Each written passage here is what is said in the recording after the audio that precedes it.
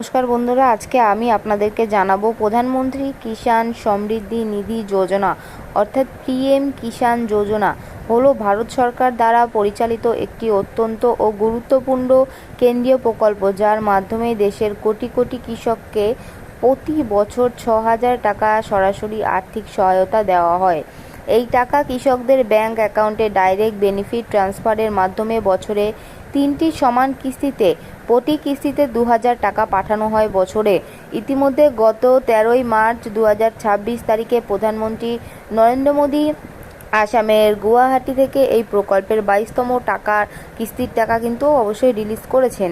এরপর পরবর্তী অর্থাৎ 23তম কিস্তির টাকা আগামী জুন জুলাই 2026-এর মধ্যে কৃষকদের অ্যাকাউন্টে পাঠানো হতে পারে বলে আশা করা হচ্ছে।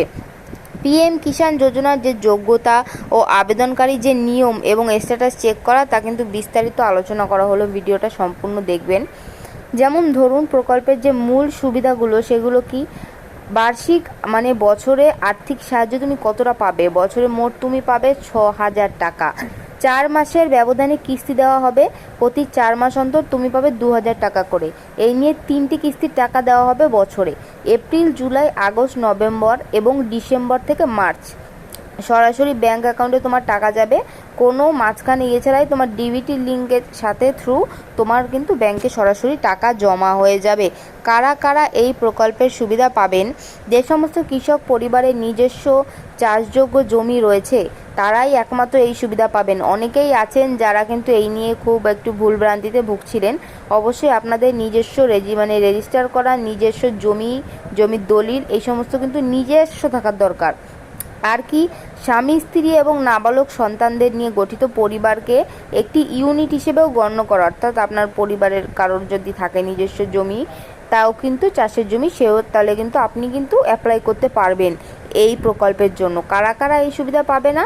যে হচ্ছে প্রাতিষ্ঠানিক বা জমির মালিক, অর্থাৎ হচ্ছে ইনস্টিটিউটর ল্যান্ডস হোল্ডার, যে আর কি সরকারি চাকরিজীবী, অর্থাৎ বর্তমান বা অবসরপ্রাপ্ত যেরমই হোক না কেন সরকারি চাকরিজীবী হলে কিন্তু আপনি পাবেন না। মাসে 10,000 টাকার বেশি পেনশনভোগী ব্যক্তি, আপনি যদি মাসে 10,000 টাকার বেশি পেনশন পান তবে কিন্তু আপনি এই সুবিধা কিন্তু পাবেন না। আর এছাড়াও ডাক্তার, ইঞ্জিনিয়ার, আইনজীবী বা চার্টার্ড অ্যাকাউন্টেন্টের মতো যে পেশাদার ব্যক্তিরা তারা কিন্তু এগুলো পাবেন না। বিগত মূল্যায়ন বছরে আয়কর দাতা ব্যক্তিরাও কিন্তু এগুলি পাবেন না। আপনারা কিভাবে নতুন আবেদন করবেন, এখানে আপনারা যদি আবেদন করতে চান তাহলে তার একটি অন্য ভিডিওতে আমি বলে দেবো, তবুও শর্টকাটে বলে যাই। আপনাদের যে গভর্নমেন্টের সাইট রয়েছে pmkishan.government.in গিয়ে নিউ ফার্মার রেজিস্ট্রেশন করবেন। সেখানে গিয়ে কি লাগবে, আপনার আধার নম্বর, মোবাইল নম্বর এবং রাজ্য নির্বাচন করে যে ওটিপি ভেরিফাই করবে, আপনার মোবাইল নাম্বার যেটা আপনার আধার কার্ডের সাথে আছে লিঙ্ক করা, সেই নাম্বারে কিন্তু আপনার ওটিপি যাবে। ওটিপি বসিয়ে আপনারা তারপরে ফর্মটিকে ফিল আপ করতে পারবেন। সেখানে আপনার ব্যাঙ্ক অ্যাকাউন্ট আরও নানা দাগ নাম্বার, জমির তারিখ এগুলো কিন্তু আপনাদেরকে দিতে হবে। তো যাই হোক, টাকা পাওয়ার জন্য কিছু জরুরি শর্ত আছে। সরকারের নিয়ম অনুযায়ী টাকা পাওয়ার জন্য কৃষকদের কিন্তু অবশ্যই KYC সম্পূর্ণ করতে হবে। যদি আপনার এই KYC না করা থাকে তবে পরবর্তী যে কিস্তির টাকা সেটা কিন্তু আপনার আটকে যেতে পারে। আপনি নিজে পিএম কিষাণ পোর্টালে গিয়ে আধার, ওটিপির মাধ্যমেও কিন্তু এটি করতে পারবেন।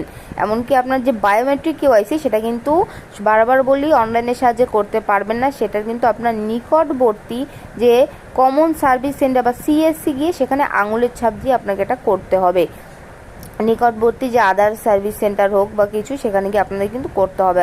তো আপনি কে কোথায় থাকেন এটা কিন্তু অবশ্যই আমাকে জানাবেন।